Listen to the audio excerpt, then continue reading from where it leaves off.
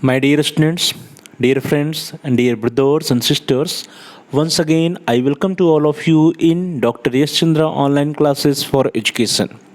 मेरे प्रिय विद्यार्थियों, प्यारे भाई और बहनों, प्यारे साथियों, प्यारे मित्रों, मैं आप सभी लोगों का एक बार फिर से doctor Yash Chandra online classes for education में बहुत बहुत स्वागत करता हूं।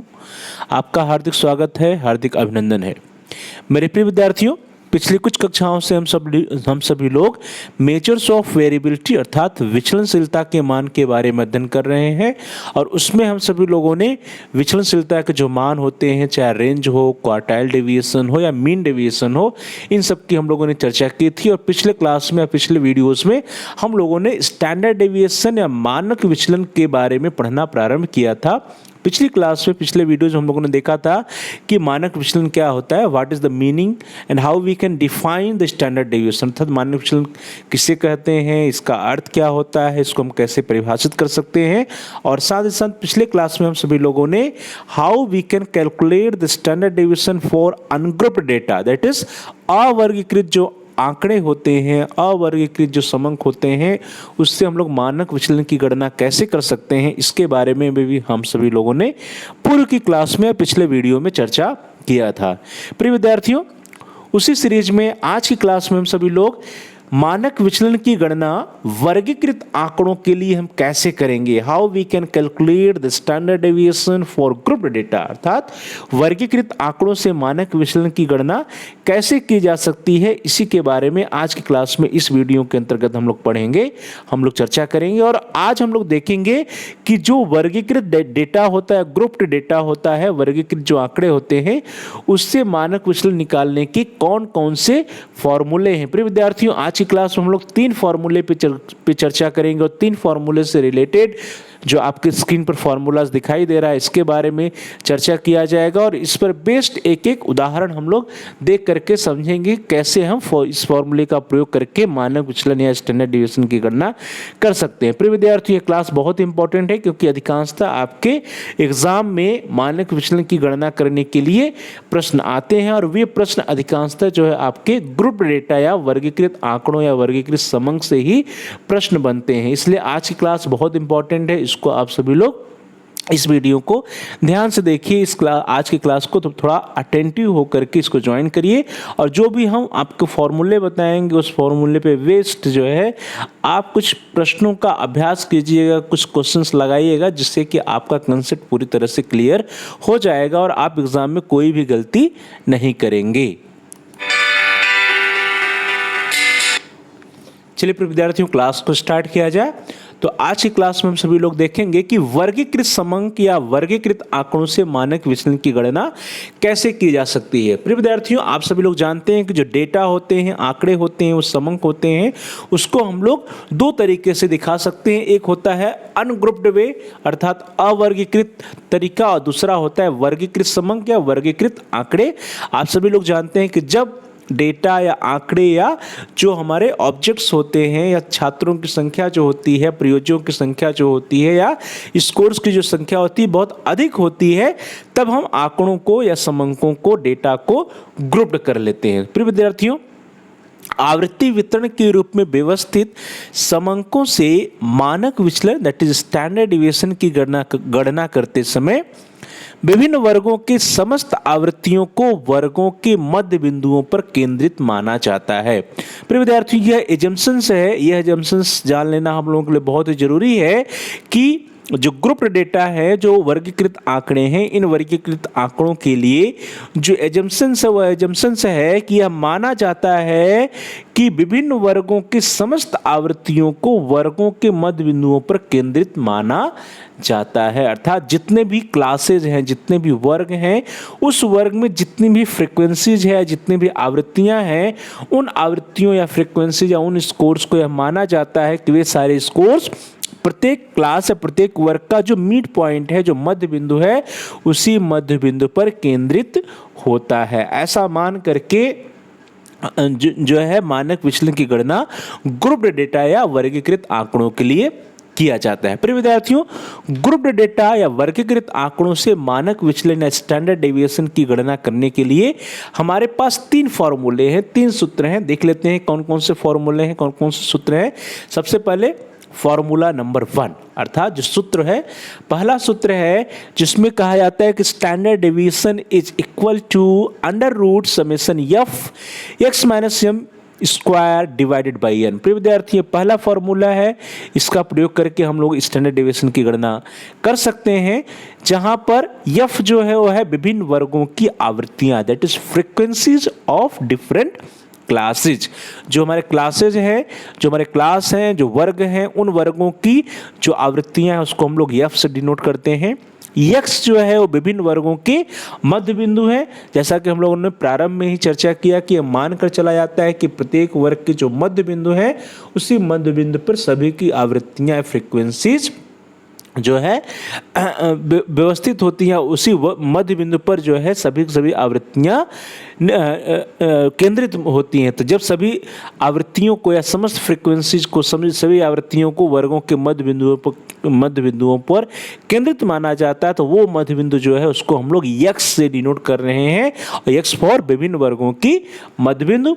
यम आप सभी लोग जान रहे हैं, यम फॉर मध्याह्न या जिसको हम लोग मीन कहते हैं या माध्य कहते हैं, और यन जो होता है, यन है नंबर ऑफ टोटल फ्रीक्वेंसीज या प्राप्तांकों की कुल संख्या या कुल आवृत्ति, and the most important one that is summation F X minus M square. ये क्या है? एक्स माइनस एम स्क्वायर तथा एफ की गुणाओं का योग। ध्यान दीजिए यहाँ पे समेशन लगा हुआ है, तो समेशन से अभिप्राय है योग से, F into X minus M का होल स्क्वायर है, तो एफ और एक्स माइनस एम का होल स्क्वायर का जो मल्टीप्लाई करने के बाद जो वैल्यू आएगा उसको हम लोग दिखाते हैं, और सभी वैल्यूज को जोड़ देते हैं, तो उसको हम लोग summation F X minus M का स्क्वायर इसके द्वारा डिनोट करते हैं। तो प्रिय विद्यार्थियों, फर्स्ट फार्मूला है आपकी स्क्रीन पर है, इस फार्मूले को आप, इस सूत्र को आप याद रखिए, standard deviation is equal to under root summation F X minus M का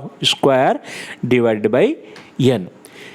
दूसरा भी फार्मूला है प्रिय विद्यार्थियों, एक सेकंड फार्मूला है, उस सेकंड फार्मूले का भी यूज करके हम लोग जो है मानक विचलन की गणना कर सकते हैं। उसके वो क्या है उसको भी देख लीजिए। फार्मूला नंबर 2, फार्मूला नंबर 2 जो कहता है, सूत्र संख्या 2, standard deviation is equal to under root summation F X square divided by N minus summation F X divided by N का होल स्क्वायर। प्रिय विद्यार्थियों ध्यान दीजिए, आपकी स्क्रीन पर सेकंड फार्मूला है, दूसरा सूत्र है कि standard deviation is equal to under root summation summation F X square divided by N minus summation F X by N का होल स्क्वायर, जहां पर प्रिय विद्यार्थियों जो समेशन एफ एक्स है वो क्या है? एफ तथा एक्स की गुणाओं का योग। जैसा आप सभी लोग जानते हैं कि समेशन जो होता है योग दिखाता है, और एफ इंटू एक्स है तो एफ तथा एक्स के बीच का मल्टीप्लीकेशन।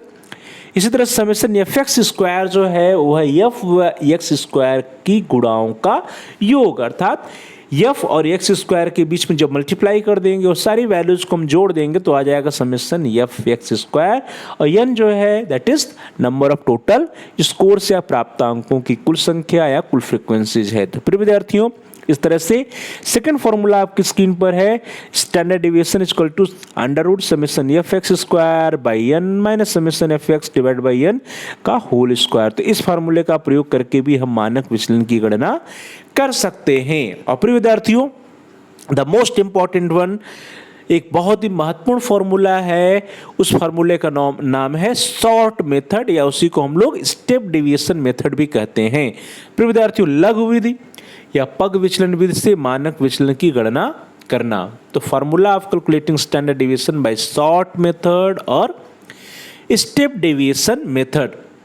फिर विद्यार्थियों, आप सभी लोगों ने जब मेजर्स ऑफ सेंट्रल टेंडेंसी या केंद्रीय प्रवृत्ति के मान के बारे में अध्ययन किया था, तो वहां पर भी हम लोगों ने एज्यूम्ड मीन मेथड के बारे में चर्चा किया था। तो उसी एज्यूम्ड मीन से रिलेटेड है यह फार्मूला, जिसको हम लोग फार्मूला नंबर 3 कह रहे हैं, जिसको हम लोग स्टेप डेविएशन मेथड या शॉर्ट मेथड कह रहे हैं। तो इसका जो फार्मूला है वो आपकी स्क्रीन पर है, standard deviation is equal to I under root summation F D square by N minus summation F D by N का होल स्क्वायर।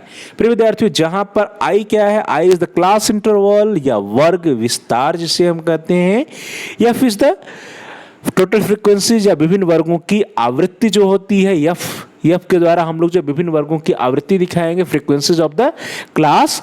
डी जो है वह विभिन्न वर्गों की कल्पित मध्यमान से विचलन। ध्यान दीजिए जो डेविएशन जिसको हम लोग कह रहे हैं डी कह रहे हैं, वो डी क्या है, विभिन्न वर्गों का कल्पित मध्यमान से विचलन। जो हम कल्पित मध्यमान या जिसको हम लोग एज्यूम्ड मीन कहेंगे, जिसको एज्यूम्ड मीन लेंगे, उस एज्यूम्ड मीन से विभिन्न वर्गों का जो विचलन होगा वो उस विचलन को हम लोग डी के द्वारा डिनोट करेंगे। और एन जो होगा, एन इज टोटल फ्रीक्वेंसी या कुल आवृत्ति। तो इस तरह से आई क्या है, वर्ग विस्तार है, क्लास इंटरवल है। एफ इज द विभिन्न वर्गों की आवृत्ति और frequencies of the different classes. D विभिन्न वर्गों का कल्पित मध्यमान से विचलन और एन जो है वो कुल आवृत्ति है।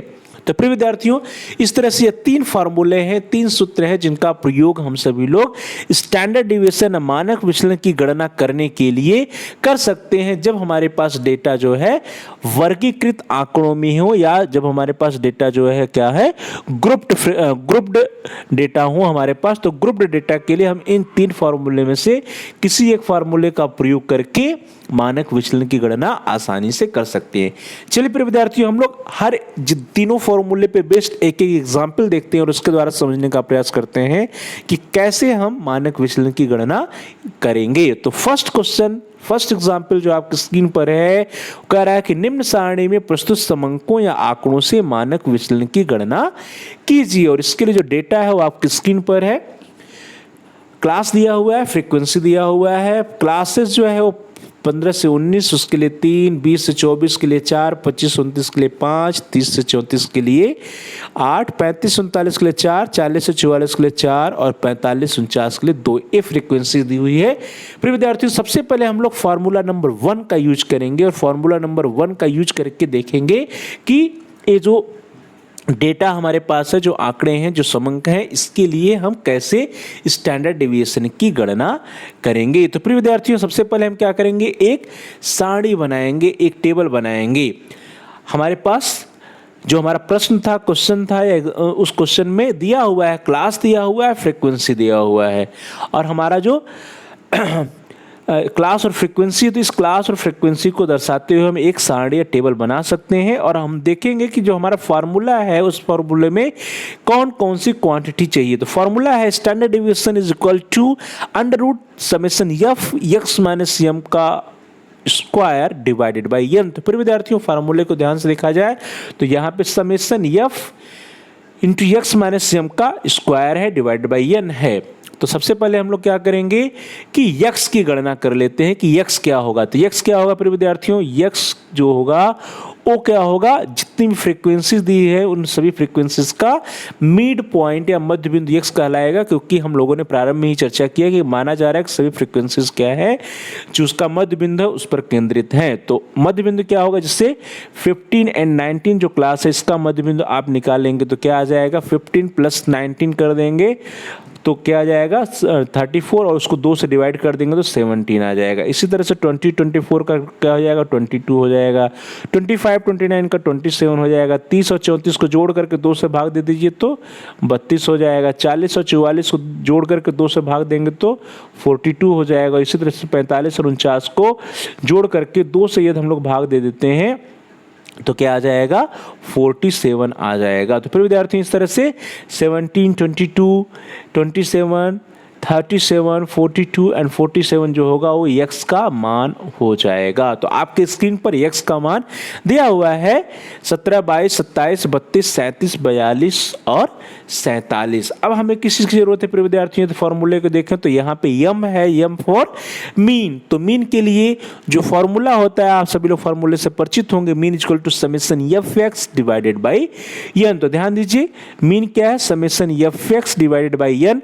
हमारे पास x है, f है, तो हम क्या करेंगे, अब एफ एक्स की गणना कर लेते हैं कि एफ एक्स क्या होगा। एफ एक्स कैसे निकालेंगे, इसको मल्टीप्लाई कर देंगे प्रिय विद्यार्थियों, यहाँ पे जो वैल्यू आएगी वो एफ एक्स की आएगी। जैसे 47 इंटू 2 कर देंगे तो 94 आ जाएगा, 42 इंटू 4 करेंगे तो 168 आएगा, इस तरह 70 इंटू 3 करेंगे तो 51 आएगा, 22 इंटू 4 करेंगे तो 88 आएगा। इस तरह से हम लोग मल्टीप्लाई करके एफ एक्स की गणना आसानी से कर सकते हैं। तो एफ एक्स की जो वैल्यू है वो आपकी स्क्रीन पर है, 51, 88, 135, 256, 148, 168 एंड 94।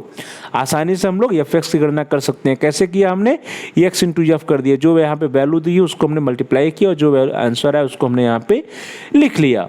तो एफ एक्स हो गया। अब हमें क्या चीज, समेशन एफ एक्स चाहिए। तो समेशन एफ एक्स के लिए क्या करना होगा प्रिय विद्यार्थियों कि हमें पूरा का पूरा जो है इसको जोड़ना पड़ेगा। एफ एक्स जो है इसको जोड़ना पड़ेगा। इसको जल्दी से आप सभी लोग जोड़ भी सकते हैं। 4 8 4 12 12 8 20 20 से 26 31 31 8 39 39 41 का 0 हासिल 4 हो जाएगा।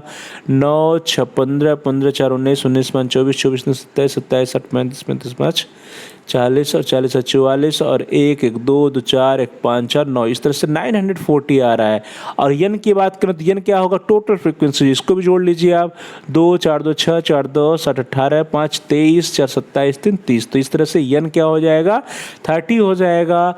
और जो समेशन एफ एक्स है वो क्या हो जाएगा, 940 हो जाएगा। तो प्रिय विद्यार्थियों यन की वैल्यू क्या है, 30 है। समेशन एफ एक्स क्या है, 940 है।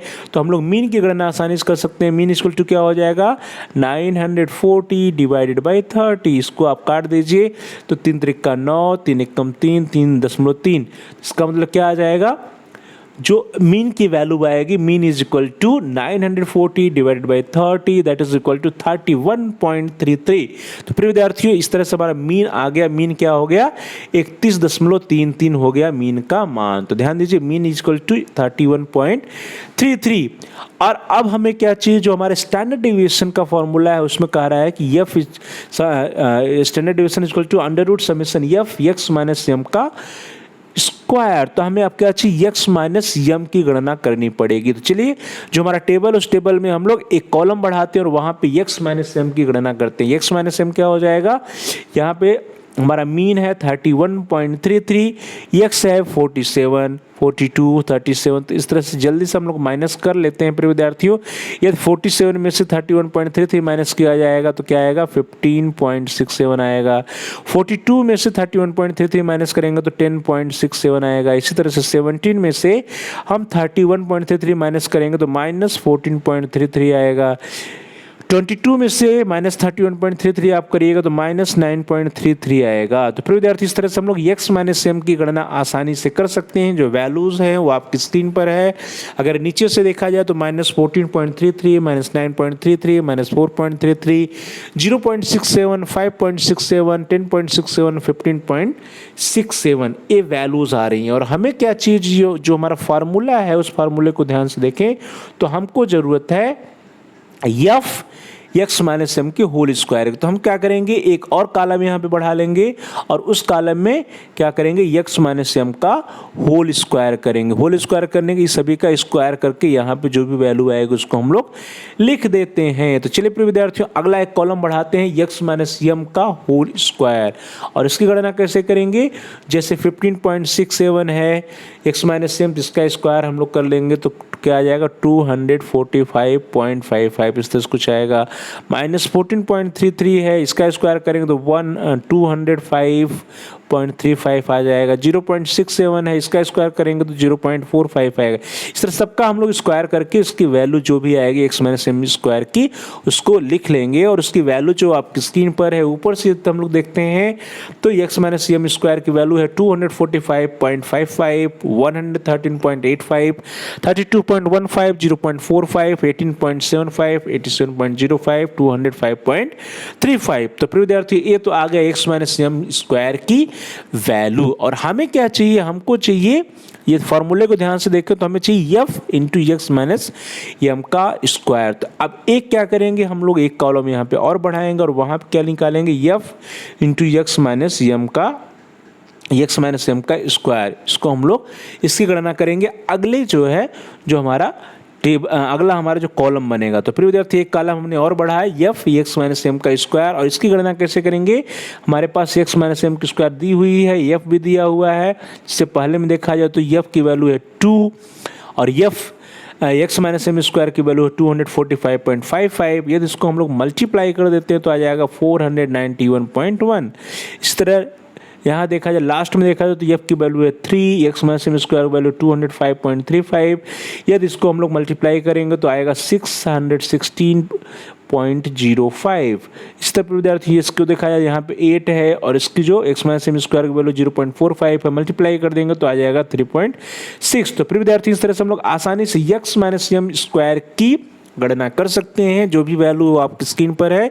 ऊपर से देखा जाए तो 491.9.1, 455.4, 128.6, 3.6, 93.75, 348.2, 616.05 ये वैल्यू आ रही F X minus M square की। और हमें जरूरत है फिर विद्यार्थियों summation F X minus M square, तो इसको हम क्या करेंगे? इन सभी को जोड़ देंगे। तो इसका जो योग आएगा फिर विद्यार्थियों, यदि उसको हम लोग जोड़ें तो इसका योग आएगा 2136.70। आप इसको जोड़कर चेक भी कर सकते हैं, देख भी सकते हैं। तो जो वैल्यू आ जाएगी वो वैल्यू कहलाएगी summation F into X minus M का स्क्वायर। तो summation F into X minus M square की वैल्यू है 2136.70। तो फिर विद्यार्थी इस तरह से यदि स्क्रीन पे आप देखिए तो एन भी हमारे पास है, हमारे पास समेसन एफ एक्स भी है, हमारे पास summation F X minus M square की भी वैल्यू है। और फार्मूले के हिसाब से हमको सिर्फ दो वैल्यू चाहिए, summation F X minus M square जिसकी वैल्यू है 2136.70, एन चाहिए, एन की वैल्यू हमारे पास है 30। तो फॉर्मूले में रखिए आप इस वैल्यूज को, जल्दी से आप सॉल्व कर दीजिए। फॉर्मूला है S D equal to under root summation F X minus M square by N. फॉर्मूले में यदि हम लोग वैल्यूज पुट करते हैं तो 2136.7 बाई 30 का अंडर रूट, पूरे का अंडर रूट, और इसको सॉल्व यदि आप लोग करेंगे फिर विद्यार्थियों तो क्या आ जाएगा? जब हम लोग 30 को डिवाइड करेंगे, 2136.7 को 30 से डिवाइड कर देंगे तो वैल्यू आएगी 71.2233। और फिर विद्यार्थियों यहाँ पे क्या करना है हम सभी लोगों को, जो 71.2233 आया है इसका हमें स्क्वायर रूट या वर्गमूल निकाल लेना है। और जब इसका वर्गमूल आप निकालिएगा फिर विद्यार्थियों तो एस टी की वैल्यू क्या आ जाएगी? 8.44। तो इस तरह से स्टैंडर्ड डिविएशन इक्वल टू 8.44 ये आंसर है। और ये पहला एग्जाम्पल है, पहला एग्जाम्पल जो बेस्ड था फर्स्ट फार्मूले पे। तो पहला फार्मूला जो था स्टैंडर्ड डिविएशन की गणना करने के लिए फॉर ग्रुप डेटा होता S D equal to under root summation F X minus M का स्क्वायर बाई एन, और जिसका आंसर आया 8.44। इसको हम लोगों ने एक एग्जाम्पल के द्वारा समझने का प्रयास किया। चलिए प्रिय विद्यार्थियों आगे बढ़ते हैं। और अब हम लोग जो सेकंड हमारा फॉर्मूला है, जो द्वितीय फॉर्मूला है, द्वितीय सूत्र है, उस पर बेस्ड एक एग्जाम्पल देखते हैं। तो प्रश्न है कि निम्न सारणी में प्रस्तुत समंकों या आंकड़ों से मानक विचलन की गणना कीजिए। जो डेटा है वो आपकी स्क्रीन पर है। 15 से 19 के लिए 2, 20 से 24 के लिए 3, 25 से 29 के लिए 8, 30 से 34 के लिए 12, 35 से 39 के लिए 10, 40 से 44 के लिए 8, 45 से 49 के लिए 6 और 50 से 54 के लिए 1। तो ये डेटा हमारे प्रश्न में दिया हुआ है। इसके आधार पर हम क्या करेंगे, सबसे पहले एक कॉलम बना लेंगे और फॉर्मूले को ध्यान देंगे। ये डेटा हमारे प्रश्न में दिया हुआ है जो आपकी स्क्रीन पर है, उसके बेस्ड हम जो है क्या करेंगे, एक टेबल बनाएंगे। और टेबल बनाते समय हम ध्यान देंगे कि जो हमारा फॉर्मूला है स्टैंडर्ड डिवीजन को क्या है, standard division is equal to under root summation F X square by N minus summation F X by N का होल स्क्वायर। तो फिर विद्यार्थियों हमें एफ एक्स स्क्वायर चाहिए, एफ एक्स चाहिए और एन चाहिए।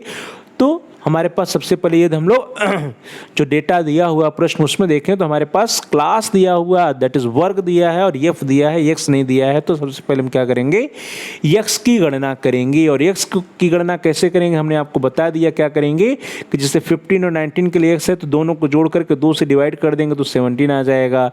35 और 39 है, दोनों को जोड़ करके 2 से डिवाइड कर देंगे 37 आ जाएगा। 50 और 54 है, 50 प्लस 54 डिवाइड बाई 2 करेंगे तो 52 आ जाएगा। तो प्रिय विद्यार्थी इस तरह से हम लोग आसानी से यक्स की गणना कर सकते हैं। जो वैल्यू आपकी स्क्रीन पर है, नीचे से देखा जाए तो 15 से 19 के लिए 17, फिर उसके ऊपर 22, फिर 27, फिर 32, फिर 37, फिर 42, फिर 47, फिर 52, ये वैल्यूज आ जाएंगी यक्स की। प्रिय विद्यार्थियों यदि यन की हम लोग बात करते हैं तो यन के लिए हम लोग क्या करेंगे, इस टोटल फ्रीक्वेंसी जो है इसको हम लोग जोड़ देंगे। यदि आप लोग जोड़ते हैं तो देखिए क्या आएगा, 1 + 6 7 7 और 8 15 15 और 10 25 25 और 12 जो है वो 37 37 और 8 45 45 48 48 और 2 50। तो प्रिय विद्यार्थी जो यन की वैल्यू आएगी वो क्या आएगी, 50 आएगी। तो इस तरह से हम लोगों ने यन की भी गणना कर ली, यन = 50। और यदि हम लोग फॉर्मूले को देखें तो फॉर्मूला कहता है √(fx²/n - (fx/n) का होल स्क्वायर। इसका मतलब हमको सबसे पहले fx की मान निकालनी पड़ेगी। तो fx के लिए हम लोग एक कॉलम बढ़ाएंगे और उस कॉलम को हमने बढ़ा दिया है, आपकी स्क्रीन पर देखिए, और उसके वैल्यूज को भी आपकी स्क्रीन पर लिखा हुआ है। fx के लिए क्या होगा, 52 × 1 तो 52 आ जाएगा, 47 × 6 करेंगे प्रिय विद्यार्थियों तो 282 आएगा, 42 × 8 करेंगे तो 336 आएगा। तो इस तरह से हम लोग fx का मान आसानी से निकाल सकते हैं। और हमें क्या चाहिए, समेशन fx का मान चाहिए। तो समेशन fx के लिए हम क्या करेंगे, पूरे को जोड़ देंगे। ये प्रिय विद्यार्थी इन सभी को आप जोड़ेंगे, जैसे 2 2 4 6 4 10 तो 10 4 14 14 26 20 26 26 38, तो ये आएगा 0, और फिर 8 5 13 13 3 16 16 7 23 23 और 8 31 31 32 32 6 38 38 3 41 और 3 44 हो गया, और 2 3 2 5 5 3 8 8 3 11 11 2 13 और 4 17। तो इस तरह से 1740 जो है समेशन fx का मान आएगा। तो प्रिय विद्यार्थियों समेशन fx = 1740। फार्मूले को ध्यान से देखिए तो यहाँ पे एक और वैल्यू चाहिए जिसका नाम है fx²। तो fx² के लिए हम लोग क्या करेंगे, जो fx की वैल्यू है इस वैल्यू को हम लोग x से मल्टीप्लाई कर देंगे तो fx² आ जाएगा। तो fx² अगला एक कॉलम बनाएंगे जिसमें उस कॉलम में हम लोग fx² का मान लिखेंगे। तो fx² क्या हो जाएगा विद्यार्थियों, x × fx। जैसे यदि पहले के लिए हम लोग बात करते हैं तो यदि 52 × 52 करेंगे तो आ जाएगा 2704। इस तरह यहाँ पे अगर लास्ट में देखें तो यहाँ पे x का मान 17 है और fx का मान 34 है, तो 17 × 34 करेंगे तो 578 आ जाएगा। इसी तरह से मान लीजिए 32 × 384 हम लोग देखेंगे तो इसका मान आ जाएगा 12,288। तो इस तरह से विद्यार्थी हम लोग आसानी से ही fx² की गणना कर सकते हैं, और उसकी जो वैल्यूज है आपकी स्क्रीन पर है। ऊपर से देखिए तो 2704 13,254 14,112 13,690 12,288 5,832 1,452 और 578 ये वैल्यूज आपकी fx² की आ गई हैं। प्रिय विद्यार्थी अब हमें क्या चाहिए, समेशन fx² चाहिए, अर्थात ये जितनी वैल्यूज है इन सभी वैल्यू को हमें जोड़ देंगे तो हमारा क्या आ जाएगा, समेशन fx² की वैल्यू आ जाएगी। इन सभी को जोड़ेंगे प्रिय विद्यार्थी, आप सभी लोग जोड़ लीजिए। इसको जब जोड़ेंगे इसका एडिशन करेंगे तो आएगा 63,910, तो 63,910 आएगी समेशन fx² की वैल्यू। तो प्रिय विद्यार्थी इस तरह से हमारे पास जो फॉर्मूला है SD = √summation fx²/n - summation fx/n का होल स्क्वायर, तो सारे वैल्यूज आ गए हैं। सभी वैल्यूज को आप फॉर्मूले में पुट करिए और स्टैंडर्ड डिविएशन की गणना आसानी से कर सकते हैं। तो SD = यदि हम लोग वैल्यूज को पुट करें तो √63,910 डिवाइडेड बाई 50, n की वैल्यू 50 है, माइनस 1740 × 1740 डिवाइड बाई 50 × 50 हमने क्यों किया, क्योंकि स्क्वायर करने को बोला गया। और इसको सॉल्व आप करेंगे तो आ जाएगा √1278.2 माइनस 1211.04। तो विद्यार्थियों अब इसको आप आसानी से घटा सकते हैं, और जब हम घटाएंगे तो SD = √67.16 आएगा, और इसका स्क्वायर रूट या वर्गमूल जब हम निकालेंगे प्रिय विद्यार्थियों तो आ जाएगा 8.195। तो प्रिय विद्यार्थी इस तरह से जो 8.195 है वो स्टैंडर्ड डिवीएशन या मानक विचलन का मान है। तो प्यारे भाई बहनों प्रिय विद्यार्थियों प्रिय साथियों, इस तरह से हम लोग जो सेकंड फार्मूला है उस सेकंड फार्मूले का प्रयोग करके स्टैंडर्ड डिवीएशन या मानक विचलन की गणना आसानी से कर सकते हैं। प्रिय विद्यार्थियों, हम लोगों ने प्रारंभ में एक और फॉर्मूले के बारे में चर्चा किया था जिसको हम लोग सॉर्ट मेथड या एज्यूम्ड मीन मेथड या पग विचलन या स्टेप डेविएशन मेथड कहते हैं। तो उसको भी जल्दी से देख लेते हैं कि उस फॉर्मूले के यूज करके हम लोग कैसे जो है स्टैंडर्ड डेविएशन या मानक विचलन की गणना करेंगे। तो एग्जाम्पल 3 आपकी स्क्रीन पर है। उदाहरण 3 प्रश्न है कि निम्न सारणी से में प्रस्तुत समंकों या आंकड़ों से मानक विचलन की गणना शॉर्ट मेथड दैट इज लघुविधि या पग विचलन विधि या स्टेप डेविएशन मेथड के द्वारा कीजिए। और इसके लिए जो डेटा है वो आपकी स्क्रीन पर है। वर्ग दिया है, फ्रीक्वेंसीज दी है 5 से 9 के लिए 2, 10 से 14 के लिए 10, 15 से 19 के लिए 17, 20 से 24 के लिए 24, 25 से 29 के लिए 19, 30 से 34 के लिए 11, 35 से 39 के लिए 8, 40 से 44 के लिए 3 और 45 से 49 के लिए 1। चलिए दोस्तों, हम लोग इसको जो है जो थर्ड फार्मूला है स्टेप डेविएशन मेथड है शॉर्ट मेथड या लघुविधि, उसके द्वारा हम लोग इसको सॉल्व करने का प्रयास करते हैं। तो सबसे पहले जो डेटा दिया उस डेटा को हम लोग नोट कर लेते हैं और उस डेटा के अकॉर्डिंग हम लोग एक सारणी बनाएंगे और हम लोग फार्मूले को ध्यान से देखेंगे। तो सबसे पहले हमने क्या किया कि एक सारणी या टेबल बना लिया जिसमें वर्ग है, एफ है और एक्स है। इस फार्मूले को यदि हम लोग देखते हैं तो standard deviation is equal to I under root summation F D square by N minus summation F D by N का होल स्क्वायर। प्रिय विद्यार्थियों, ये हमारा फॉर्मूला है, ये हमारा सूत्र है। अब हम लोग एज्यूम्ड मीन मेथड का प्रयोग करेंगे और एज्यूम्ड मीन मेथड के लिए जब आप सभी लोगों ने मेजर्स ऑफ सेंट्रल टेंडेंसी के बारे में पढ़ा था तो वहां पर भी हम लोगों ने इस मेथड का प्रयोग किया था। तो उस मेथड में हम लोगों ने कहा था कि हम लोग उस क्लास या उस वर्ग को आभासी माध्य वर्ग या एज्यूम्ड मीन ग्रुप मानते हैं जिसकी फ्रीक्वेंसी सर्वाधिक होती है और जो लगभग बीच में होता है। तो यहाँ पे ये देखा जाए जितनी फ्रीक्वेंसी जो है इन सभी फ्रीक्वेंसी में 24 जो है इसकी हाईएस्ट फ्रीक्वेंसी और ये जो है लगभग बीच में स्थित है। तो इस तरह से जो 20 to 24 वाला जो क्लास होगा इसको हम लोग मीन क्लास या एज्यूम्ड मीन क्लास या आभासी माध्य क्लास या आभासी माध्य वर्ग कह सकते हैं। तो प्रिय विद्यार्थियों, इस तरह से विभिन्न वर्गों की आवृत्तियों का अवलोकन करने से स्पष्ट है कि वर्ग 20 to 24 में सबसे अधिक आवृत्तियां हैं तथा यह सभी वर्गों के लगभग बीच में स्थित है। अतः हम इसे आभासी माध्य वाला वर्ग मान सकते हैं। तो प्रिय विद्यार्थी, इस तरह से आभासी माध्य वर्ग या एज्यूम्ड मीन क्लास हम लोगों ने मान लिया 20 to 24 को। और इसके लिए आप सभी लोग जानते हैं कि जो डेविएशन है डी की गणना होती है उसके लिए फॉर्मूला है D equal to X minus assumed mean divided by I. तो आई की गणना हम लोग कैसे करेंगे इसके बारे में हम लोगों ने बता दिया था कि आई के लिए क्या करते हैं कि यहाँ पे चाहे आप 49 में से 42 माइनस करिए, 39 से 34 माइनस करिए, 15 में से 10 माइनस करिए, 30 में से 25 माइनस कुछ माइनस कर देंगे तो आई की वैल्यू आ जाएगी। इस तरह से आई का मान क्या आ जाएगा प्रिय विद्यार्थियों, इस 15 में से 10 माइनस करेंगे तो 5 आएगा। तो आई की वैल्यू है 5 और हमें निकालना है प्रिय विद्यार्थियों डी की वैल्यू। तो डी की वैल्यू ये एज्यूम्ड मीन आभासी वर्ग के लिए देखा जाए तो यहाँ पे यक्स क्या है वो है 22 है, यक्स माइनस एज्यूम्ड मीन और एज्यूम्ड मीन भी क्या होगा इसके लिए 22 ही होगा। तो 22 माइनस 22 डिवाइड बाई 5 कर देंगे तो वैल्यू क्या आ जाएगी 0 आ जाएगी। तो इस तरह से आभासी माध्य वाले वर्ग के लिए जो डी की वैल्यू है वो क्या है 0 है।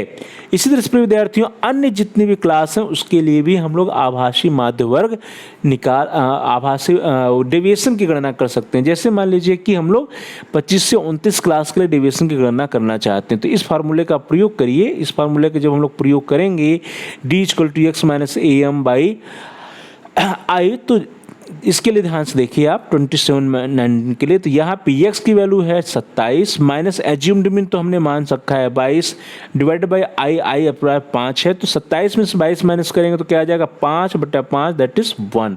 तो इस तरह से क्या आ जाएगा जो डी है डी की वैल्यू आ जाएगी प्रिय विद्यार्थियों 1। इस तरह से यदि हम लोग नीचे देखते हैं 10 to 14 के लिए इसके लिए यदि हम लोग देखते हैं कि डी की वैल्यू क्या होगी तो यक्स यहाँ पे है 12 माइनस एज्यूम्ड मीन हम लोगों ने माना है 22 बाई 5। तो 12 माइनस 22 करेंगे तो -10 आएगा फिर विद्यार्थियों और उसको 5 से डिवाइड कर देंगे तो -2 आ जाएगा। तो यहाँ पे इसके लिए हो जाएगा -2। तो फिर विद्यार्थी इस तरह से हम लोग आसानी से जो डेविएशन है डी है उसकी गणना कर सकते हैं। आपकी स्क्रीन पर देखिए जो mean class assumed mean class उसके लिए डी क्या है 0 आया उसका मान। इसी फार्मूले का हम लोग प्रयोग करेंगे उसके ऊपर आप प्रयोग करके आप डी निकालेंगे तो +1 +2 +3 +4 +5 आएगा। और उससे नीचे के लिए जो क्लासेज हैं उसके लिए आप इस फार्मूले का प्रयोग करके डी की गणना करेंगे तो -1, -2 और -3 आएगा। तो फिर विद्यार्थी इस तरह से हम सभी लोग क्या कर सकते हैं कि डी की गणना आसानी से कर सकते हैं प्रत्येक क्लास के लिए। तो हमारे पास आ गया डी आ गया, और फार्मूले को यदि हम लोग देखते हैं तो फार्मूले के अकॉर्डिंग हमें एफ डी चाहिए। तो एफ डी के लिए विद्यार्थियों क्या करेंगे, आपकी स्क्रीन पर देखिए डी एफ दिया हुआ है और डी दिया हुआ है, तो इस दोनों को मल्टीप्लाई करेंगे। जैसे 5 इंटू 1 करेंगे तो 5 आएगा, 3 इंटू 4 करेंगे तो 12 आएगा, 8 इंटू 3 करेंगे तो 24, 11 इंटू 2 करेंगे तो 22, 19 इंटू 1 करेंगे तो 19, 24 इंटू 0 करेंगे तो 0, 17 माइनस इंटू -1 तो -17, 10 इंटू -2 तो -20 और 2 इंटू -3 तो -6। ये वैल्यूज आ जाएंगी एफ डी की। तो फिर विद्यार्थियों फॉर्मूले को देखिए, यहाँ पे एफ डी नहीं बल्कि हमको क्या चाहिए, समेसन एफ डी चाहिए। तो समेसन एफ डी के लिए हमें क्या करना पड़ेगा कि इन सबको जोड़ना पड़ेगा। इन सबको जोड़ने का एक तरीका है कि जो पॉजिटिव हैं इन सभी को आप जोड़ लीजिए, 5, 12, 24, 22, 19 इन सभी को आप जोड़ेंगे तो आएगा +82, और नीचे वाले माइनस को जोड़ेंगे तो -17, -20 और -6, तो इन सभी को जोड़ने पे क्या आ जाएगा, -43, और इसको दोनों को जोड़ दिया जाए तो क्या आ जाएगा, 12 में से 3 गए 9, 7 और 7 में से 4 गए 3, तो 39 आएगा। तो समेसन एफ डी की जो वैल्यू आएगी फिर विद्यार्थियों क्या आएगी, 39 आएगी। यहाँ पे देखिए ऊपर जितने पॉजिटिव वैल्यूज उनको जोड़ा जाएगा तो +82, और जितने नेगेटिव वैल्यूज उन सभी को जोड़ेंगे तो -43, और इन दोनों को आपस जोड़ देंगे तो समेसन एफ डी की वैल्यू आ जाएगी, दैट इज 39। फिर विद्यार्थियों फार्मूले का अवलोकन करिए। फार्मूले का यदि हम लोग अवलोकन करते हैं, देखते हैं, तो वहाँ पे एक और क्वांटिटी चाहिए जिसको बोलते हैं एफ डी स्क्वायर, अर्थात अगला कॉलम जो हमारा बनेगा वो बनेगा एफ डी स्क्वायर का। तो एफ डी स्क्वायर के लिए क्या करेंगे, एफ डी इंटू डी कर देंगे। तो एफ डी इंटू डी करेंगे फिर विद्यार्थी देखिए एफ डी की वैल्यू यहाँ पे दी हुई है, डी की वैल्यू यहाँ पे दी हुई है, दोनों को जो हम स्क्वायर कर देंगे, जैसे +5 इंटू 5 करेंगे तो 25, +4 इंटू 12 करेंगे तो 12 चौक 48, +3 इंटू 24 करेंगे तो 24 3 72, +2 इंटू 22 करेंगे तो 44, 19 इंटू 1 करेंगे तो 19। यहाँ पे ध्यान दीजिए, यहाँ पे दोनों माइनस वैल्यूज हैं, इसका तो 0 हो जाएगा, यहाँ जो माइनस वैल्यू है माइनस माइनस मल्टीप्लाई होकर के प्लस हो जाएगा, तो -1 इंटू -17 = 17, -2 इंटू -20 = 40, -3 इंटू -6 करेंगे तो 18। तो फिर विद्यार्थी इस तरह से हम लोग आसानी से एफ डी स्क्वायर की वैल्यू की गणना कर सकते हैं। इसके वैल्यूज आपकी स्क्रीन पर 25, 48, 72, 44, 19, 0, 17, 40 और 18, और इसका हमें चाहिए समेसन एफ डी स्क्वायर चाहिए। तो फिर विद्यार्थी इसको जल्दी से आप जोड़ सकते हैं, जोड़ दीजिए। इसको जोड़ेंगे तो हमें आ जाएगा समेसन एफ डी स्क्वायर का मान। तो 5, 8, 5, 13, 13, 2, 15, 15, 4, 19, 19, 9, 28, 28, 7, 35, 35 और 8 यदि हम लोग करते हैं तो 43 के 3 हासिल 4 हो जाएगा।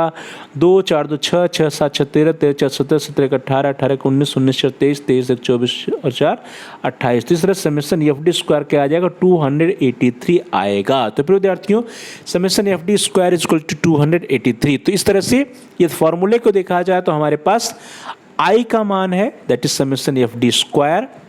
आई का मान है 5, समेसन एफ डी स्क्वायर का मान है 283, समेसन एफ डी का मान है 39, और हमें चाहिए यन का मान। तो यन क्या है विद्यार्थियों, टोटल फ्रीक्वेंसी जो है उसको जोड़ दीजिए तो ये आ जाएगा यन। इसको आप जोड़िए 3 और 1 4, 4 8 4 12, 12 और 11 जोड़ेंगे तो 12, 11, 13, 23, 23 और 9 32 और 10 42, 42 और 4 46 और 20 64 और 64 और 10 74 और 74 और 7 91, 91 और ये आ जाएगा विद्यार्थियों, आ जाएगा 95 आएगा। ध्यान से जोड़ दीजिएगा, 2 7 2 9 9 4 13 13 9 22 22 23 23 8 31 31 3 31 3 34 34 35 5 हासिल 3 और 1 1 2 2 4 1 5 1 6 3 9, तो 95 आएगा F, that is N equal to क्या हो जाएगा 95। तो विद्यार्थियों अब हमारे पास स्क्रीन पर ध्यान से देखिए, आई का मान है 5, यन का मान है 95, समेसन एफ डी का मान है 39, समेसन एफ डी स्क्वायर का मान है 283। सारे वैल्यूज आ गए और इन वैल्यूज को हम जो फार्मूला दिया हुआ है S D equal to I √ summation F D square by N minus summation F D square by N का होल स्क्वायर, इसमें पुट कर दीजिए तो आ जाएगा 5 into √283 by 95 minus 39 into 39 by 95 into 95 जो कि स्क्वायर इसके लिए, और इसको सॉल्व हम लोग करेंगे तो S D equal to 5 into √2.98 minus 1521 by 1925 और इसको सॉल्व करेंगे विद्यार्थियों तो 5 इंटू 2.98 माइनस 0.17, 2.98 में से 0.17 घटा देंगे माइनस कर देंगे तो आ जाएगा 2.81, तो 5 इंटू 2.81 और 2.81 का विद्यार्थी स्क्वायर रूट निकालेंगे, वर्गमूल निकालेंगे तो आ जाएगा 1.68, तो S T equal to 5 into 1.68 और 1.68 इंटू 5 कर देंगे तो इसकी वैल्यू आ जाएगी लगभग 8.4, तो फिर विद्यार्थी 8.4 या 8.4 जो है मानक विचलन या एस टी का मान है। तो इस तरह से विद्यार्थियों आज की क्लास में हम सभी लोगों ने देखा कि ग्रुप्ड डेटा या वर्गीकृत आंकड़ों के लिए हम लोग कैसे जो है स्टैंडर्ड डिविएशन या मानक विचलन की गणना कर सकते हैं। उसके लिए हमने आपको 3 फार्मूले बताए और तीनों फार्मूले पे बेस्ड एक एक हमने एग्जाम्पल या उदाहरण लिया और उस उदाहरण के द्वारा समझने का प्रयास किया। प्रिय विद्यार्थियों आपके लिए कुछ होमवर्क भी है, उस होमवर्क जो दिया हुआ है इस होमवर्क को आप जो है तीनों फार्मूलों का प्रयोग करके सॉल्व करेंगे तो आपका प्रत्येक फार्मूला या प्रत्येक सूत्र क्लियर हो जाएगा और आप आसानी से एग्जाम में जो भी आपके सवाल आएंगे उन सवालों का प्रयोग कर सकते हैं। कभी कभी आपको कहता है कि लघुविधि के द्वारा या स्टेप डिविजन मेथड के द्वारा का प्रयोग करके आप जो है मानक विचलन स्टैंडर्ड डिविएशन की गणना कीजिए, लेकिन कभी कभी कुछ नहीं कहता है सिर्फ स्टैंडर्ड डिविएशन या मानक विचलन की गणना कीजिए। तो उसके लिए आपको जो भी फॉर्मूला उपयुक्त लगे, सरल लगे, उस फॉर्मूले का प्रयोग करके आप स्टैंडर्ड डिविएशन या मानक विचलन की गणना कर सकते हैं। लेकिन बहुत ही इंपॉर्टेंट प्रश्न अधिकांशतः एग्जाम में पूछा जाता है, इसलिए इसका आप अभ्यास अवश्य कर लीजिएगा। होमवर्क में मैं आपको 2 प्रश्न दे रहा हूं, इसका अभ्यास कर सकते हैं। इसके साथ साथ जो आपके क्वेश्चन बैंक होंगे या पुराने क्वेश्चन पेपर होंगे वहां में कुछ प्रश्न दिया होगा तो उन प्रश्नों को देख करके या बुक्स से कुछ प्रश्नों को देख करके आप अभ्यास कर सकते हैं। प्रश्न नंबर 1 है होमवर्क में कि नीचे दिए गए आवृत्ति वितरण है तो मानक विचलन की गणना कीजिए। इसके लिए क्लास और फ्रीक्वेंसीज दिया हुआ है। क्लास है 0 to 4 के लिए फ्रीक्वेंसी 3, 5 से 9 के लिए 4, 10 से 14 के लिए 7, 15 से 19 के लिए 10, 20 से 24 के लिए 11, 25 से 29 के लिए 18, 30 से 34 के लिए 16, 35 से 39 के लिए 5, 40 से 44 के लिए 4 और अंत में 45 से 49 के लिए 2 है। तो इसका आप अभ्यास करिए किसी भी फार्मूले का प्रयोग करके या तीनों फार्मूले का प्रयोग करके आप जो है स्टैंडर्ड डिविएशन की गणना कर सकते हैं और ये भी चेक कर सकते हैं कि क्या तीनों फार्मूले से जो एसडी का मान आ रहा है वो समान आ रहा है या नहीं। प्रश्न संख्या 2 है प्रिय विद्यार्थियों की नीचे दिए गए आवृत्ति वितरण है तो मानक विचलन की गणना कीजिए और इस इंग्लिश में इसको कहते हैं calculate standard deviation of the following frequency distribution. प्रिय विद्यार्थियों इस प्रश्न में भी जो डेटा दिया हुआ है उस डेटा के लिए आप स्टैंडर्ड डिविएशन की गणना जो तीनों फार्मूले हैं हमने आपको बताया उस तीनों फार्मूले का प्रयोग करके आप तीनों में से किसी का भी प्रयोग कर सकते हैं, उसके द्वारा आप एसडी की गणना कर सकते हैं। लेकिन मैं आपसे कहूंगा कि आप तीनों फार्मूले का प्रयोग करिए तो आपका अभ्यास भी होगा और आप चेक भी कर पाएंगे कि क्या तीनों फार्मूले का प्रयोग करने पर जो एसटी का मान आ रहा है वो समान आ रहा है या नहीं। और एग्जाम में जो आपको फॉर्मूला आसान लगेगा उस फॉर्मूले का प्रयोग करके आप एसटी या मानक विचलन की गणना कर सकते हैं। सेकंड क्वेश्चन के लिए जो डेटा है वो आपकी स्क्रीन पर 0 to 4 के लिए 2, 5 to 9 के लिए 3, 10 to 14 के लिए 5, 15 से 19 के लिए 9, 20 से 24 के लिए 11, 25 से 29 के लिए 19, 30 से 34 के लिए 16, 35 से 39 के लिए 8, 40 से 44 के लिए 4, 45 से 49 के लिए 3। तो प्रिय विद्यार्थियों ये डेटा दिए हुए हैं, इन डेटास का प्रयोग करके आपको एसडी की गणना करनी है, मानक विचलन की गणना करनी है। दोनों प्रश्नों का आप अवश्य हल करिएगा और जो तीनों फार्मूले हैं तीनों फार्मूले का प्रयोग करके आप हल करेंगे तो आपका अभ्यास भी होगा और आपका कंसेप्ट भी पूरी तरह से क्लियर हो जाएगा। तो प्यारे भाई बहनों, प्रिय विद्यार्थियों और प्रिय साथियों, thanks for watching, thanks to all of you. Please like, share and comment on the video. प्रिय विद्यार्थियों आप इस वीडियो को लाइक करिए और इस वीडियो को अधिक से अधिक अपने फ्रेंड सर्किल में, दोस्तों के साथ, मित्रों के साथ, सहपाठियों के साथ शेयर करिए जिससे कि वे भी इस वीडियो का लाभ उठा सके, उनका भी अध्ययन कार्य सुचारू रूप से आगे बढ़ सके। और साथ साथ आप इस वीडियो पे कमेंट्स भी कर सकते हैं। कमेंट के द्वारा यदि आपका कोई बहुमूल्य सुझाव है या कोई प्रश्न है या कोई समस्या है तो आप उसको हम तक पहुंचा सकते हैं। हम आपके प्रश्नों का उत्तर देने का प्रयास करेंगे, आपके समस्याओं का समाधान करने का प्रयास करेंगे और साथ साथ जो भी आपके बहुमूल्य सुझाव आएंगे उन सुझावों पर हम अनुपालन भी करने का प्रयास करेंगे। तो please like share and comment on the video, also subscribe the channel. आप सभी प्यारे भाई और बहनों में से, प्रिय विद्यार्थियों में से और प्रिय साथियों में से जिन लोगों ने अभी तक चैनल को सब्सक्राइब नहीं किया है, कृपया आप चैनल को सब्सक्राइब कर लीजिए, जिससे कि आप अपने कोर्स से रिलेटेड सभी एजुकेशनल वीडियोज़ को आसानी से प्ले लिस्ट में जाकर के सर्च कर पाएँ, आसानी से प्ले लिस्ट में जाकर के देख पाएँ। इसके लिए ज़रूरी है कि आप चैनल को सब्सक्राइब कीजिए। और प्रिय विद्यार्थियों, जहाँ सब्सक्राइब लिखा रहता है उसके बगल में एक बेल का आइकन होगा, घंटी का आकार होगा, वह लाल होगा। यदि लाल है, रेड है, तो उसको आप प्रेस करिए। उसको दबाने पर कुछ ऑप्शंस आते हैं, कुछ विकल्प आते हैं।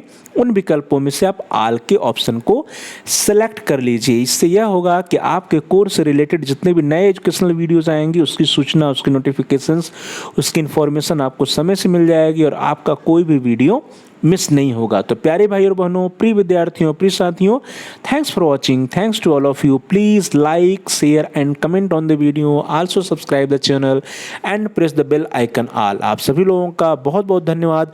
अगले वीडियोज़ में हम सभी लोग चर्चा करेंगे, अगली क्लास हम लोग सभी लोग चर्चा करेंगे कि जो स्टैंडर्ड डेविएशन है या मानक विचलन होता है, इसकी मेरिट्स क्या है, इसकी डिमेरिट्स क्या है, इसका प्रयोग हमें कब करना चाहिए, और आगे हम लोग जितने भी मानक विचलन के जितने भी विचलनशीलता के मान हैं उन सभी मानों का या कंपैरिजन भी करेंगे, अर्थात रेंज का, क्वार्टाइल डेविएशन, मीन डेविएशन और एवरेज डेविएशन और स्टैंडर्ड डेविएशन की तुलना भी हम लोग अगली कक्षा में, अगले वीडियोस में करेंगे। तब तक के लिए आप सभी लोगों का बहुत बहुत धन्यवाद। नमस्कार।